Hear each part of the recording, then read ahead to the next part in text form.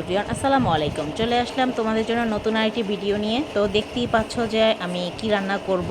হ্যাঁ, মাছের রাজা ইলিশ। তো এই মাছটাকে চেনা নাম বলার অপেক্ষা রাখে না, সবাই দেখলেই বুঝতে পারে যে এটা কি। তো বাচ্চা থেকে বুড়ো সকলেরই এই মাছটা খুবই পছন্দের, আমারও তেমনি। তো আমি মাছের জন্য কিছু আলু কেটে নিয়েছি, যেহেতু পাতলা ঝোল রান্না করব, তো খালি মাছ রান্না করলে আর ভালো লাগবে না সেই পাতলা ঝোল।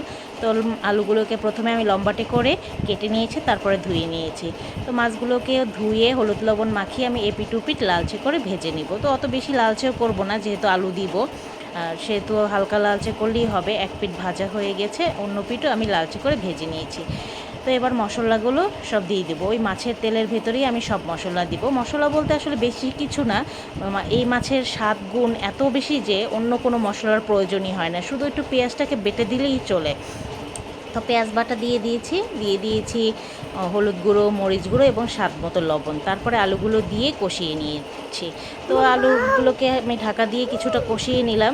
তো দেখতেই পাচ্ছ ভালোই সিদ্ধ হয়েছে এবং কালারটাও মাশাআল্লাহ সুন্দর হয়েছে। এবার আমি পরিমাণ মতো পানি দিয়ে দিলাম। পানিটা একটু বেশিই দিলাম, কারণ এটা যেহেতু পাতলা ঝোল রান্না করব, সেহেতু একটু বেশিই দিয়েছি।